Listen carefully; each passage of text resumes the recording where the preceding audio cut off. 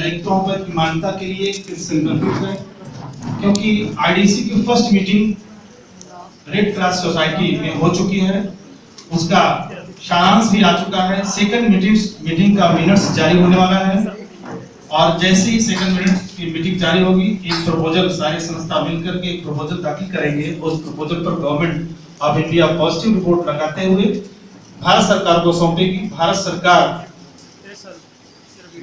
ठीक लोकसभा में और राज्यसभा में जिस तरह से राजस्थान में विधेयक पारित हुआ है, उसी तरह से राज्यसभा में लोकसभा में विधेयक पारित करते हुए पूर्ण रूप से इलेक्ट्रोपैथ की मान्यता देने की सोचती भारत सरकार करने जा रही है। इसलिए ये प्रेस कॉन्फ्रेंस करने का औचित्य है।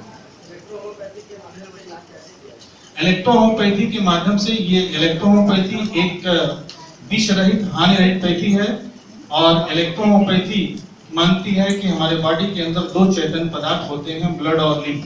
जब ये दूषित होते हैं तो हम रोगी बनते हैं। हमारी इलेक्ट्रोहोमोपैथी की दवाएं कोट ये जीवित प्लांट का कोट फोर्स होता है, बौद्ध शक्ति, और उस आदि शक्ति से हम ब्लड और लिम्फ को शुद्ध करते हैं, और पूर्ण रूप से इलेक्ट्रोहोमोपैथी किसी भी रोग को निदान प्रदान कर देती है।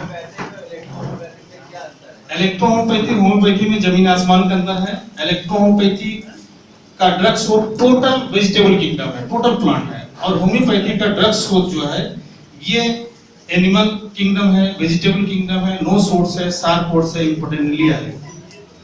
और दोनों में अंतर है। ये होम्योपैथी जो है सिमिलिया सिमिलियम चलती है, और single medicine prescribe at time. यहाँ कॉम्प्लेक्स मेडिसिन दी जाती है, हमारी बॉडी कॉम्प्लेक्स होती है, और इलेक्ट्रोपैथ मेडिसिन कॉम्प्लेक्स होती है।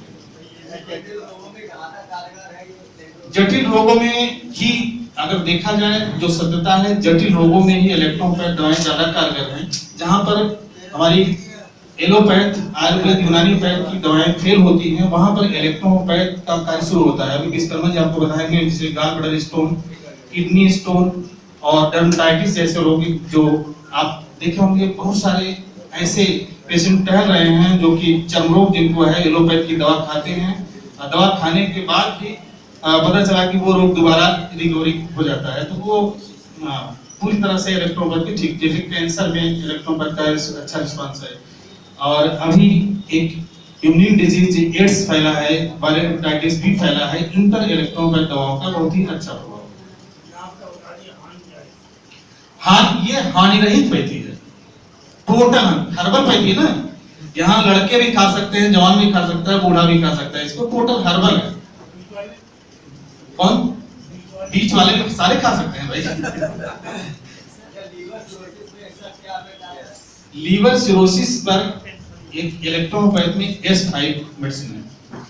S5 मेडिसिन जो है ये इंग्लैंड में टेस्ट की गई है, लीवर पर इसका बहुत ही अच्छा रोल है। और ये लीवर सिरोसिस, जैसे लीवर सिरोसिस होता है, जो अल्कोहलिक पेशेंट होते हैं, शराब पीते हैं, ज्यादा से ज्यादा शराबी जो होते हैं शराब पीते हैं, तो वो लीवर पहले फैटी लीवर हो जाता है, पहले फूल जाता है, उसके बाद लीवर जो है सिकुड़ जाता है, सिरोसिस हो जाता है।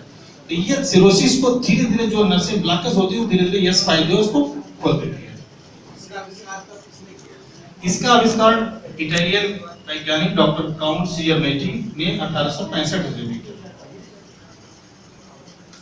देखते हैं होम्योपैथ में किसी भी इलाज को करने के लिए कुछ अवधि होती है, क्या इसमें भी ऐसा संभव है?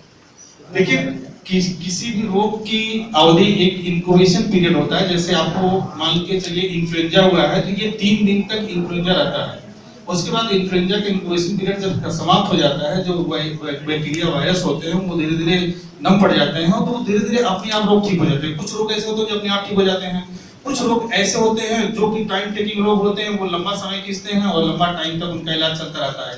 इलेक्ट्रोपैथ में भी कुछ रोग जल्दी ठीक हो जाते हैं, कुछ टाइम टेकिंग भी इलाज होता है। जैसे डर्मेटाइटिस है, रीनल स्टोन हुआ, 5 mm के ऊपर है, तो वो टाइम खींच सकता है।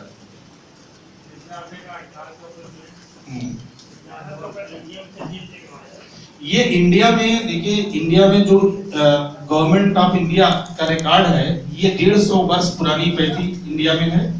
1920 में सर्वप्रथम इलेक्ट्रोपैथी का आगमन अपने यूपी में ये कानपुर में हुआ।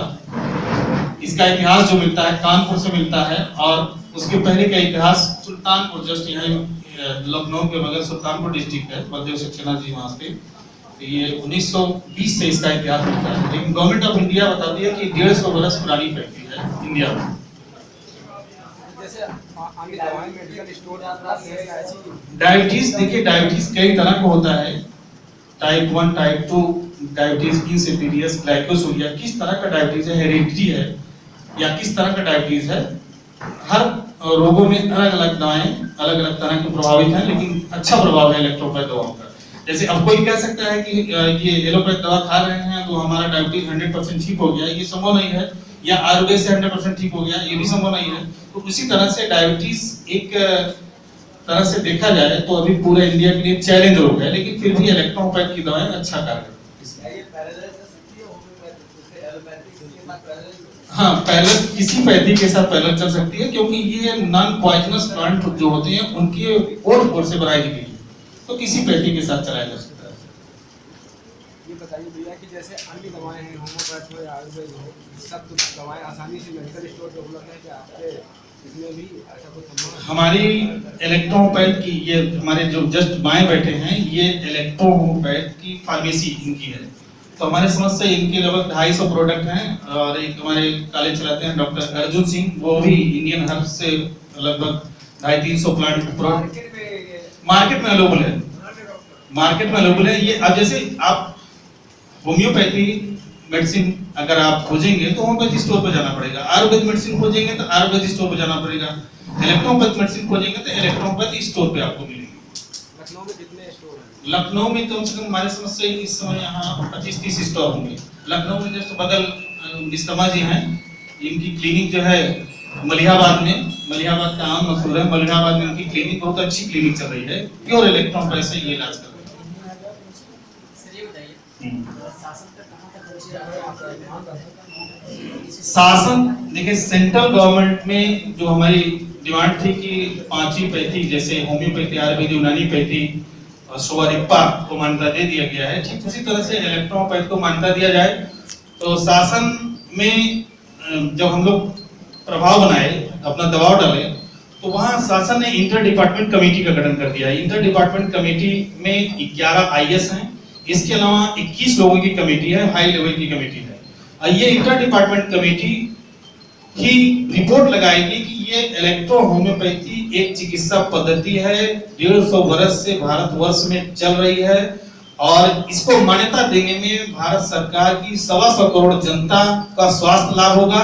देखिए भारत सरकार तभी मान्यता देगी जब आपसे देखेगी कि हाँ ये जनहित की पैथी है, जनता के हित की बात इसमें होगी। पर्सनल किसी की हित की बात होगी तो किसी भी सिस्टम को रिकॉग्नाइज नहीं करती गवर्नमेंट। लेकिन फर्स्ट रिपोर्ट में आ चुका है कि हाँ ये जनहित की पैथी है और इसको मान्यता है, टोटल हर्बल पैथी है, और भारत वर्ष में 150 वर्ष पुराना इसका इतिहास मिल रहा है, इसलिए इसको मान्यता देना चाहिए। और रिपोर्ट फर्स्ट पॉजिटिव लगी है। सेकंड मीटिंग होने वाली है, सेकंड मीटिंग के बाद भारत सरकार की जो आईडीसी कमेटी है, ये माननीय वीएम कटोच जो आईसीएमआर के चेयरमैन हैं, जालमा के डायरेक्टर हैं, उनकी अध्यक्षता में ये कमेटी का गठन हो गया है। कमेटी जल्दी से जल्दी रिपोर्ट हमारे समझ से लगा देगी और लोकसभा राज्यसभा में विधेयक पारित करके इलेक्ट्रॉनिक को पूर्ण सरकारी संरक्षण मिल जाएगा। अभी मान्यता नहीं है इसकी। अभी पूरे इंडिया में अगर मान्यता की बात देखी जाए तो मान्यता केवल राजस्थान में विधेयक पारित होकर के बाकायदे 5 पैथी के रूप में वहां मान्यता दी। कारण कई, देखिए कारण बहुत सारे हो सकते हैं। कारण जो हमारे जैसे लीडर्स हैं, इसमें कुछ लीडरशिप की कमी नहीं होगी, कुछ जो इलेक्ट्रोपैथ के संचालक रहे होंगे उनकी भी कमी नहीं होगी कि वो सोचते ये होंगे कि अगर इलेक्ट्रोपैथ की मान्यता मिल जाएगी तो हमारे कॉलेजेस कम हो जाएंगे, हमारी इनकम कम हो जाएगी। वो सोचे कि ये इलेक्ट्रोपैथ की ऐसी संस्था चलती रहे और हमारा जेब भरता रहे, जो रियलिटी है।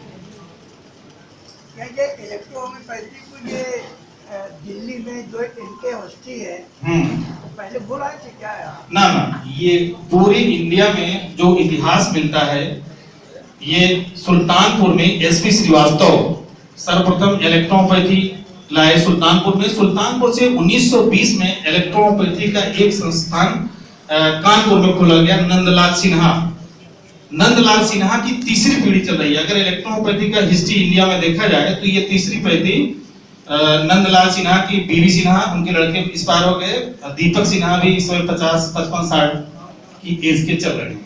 तो ये तीसरी पीढ़ी अगर देखा जाए तो इंडिया में एसपी श्रीवास्तव के बाद ये नंदलाल सिन्हा और बलदेव सक्सेना का इतिहास मिलता है। दिल्ली में जनकपुरी में इनके अवस्थी को कई सारे अवार्ड भी मिलते हैं और वो बताते हैं कि हम लाए हैं यहाँ पर। जो सत्यता है, आप प्रश्न कर रहे हैं, मैं जवाब दे रहा हूँ। जो सत्यता है वो मैं बयान कर रहा हूँ। आप खुद सोच सकते हैं कि अवस्थी जी अभी जिंदा है और नंदलाल सिन्हा के मरे लगभग 50 साल हो गया, उनके लड़के के मरे 10 साल हो गया, उनका लड़का 60 साल का है, तो उनका इतिहास मिलता है।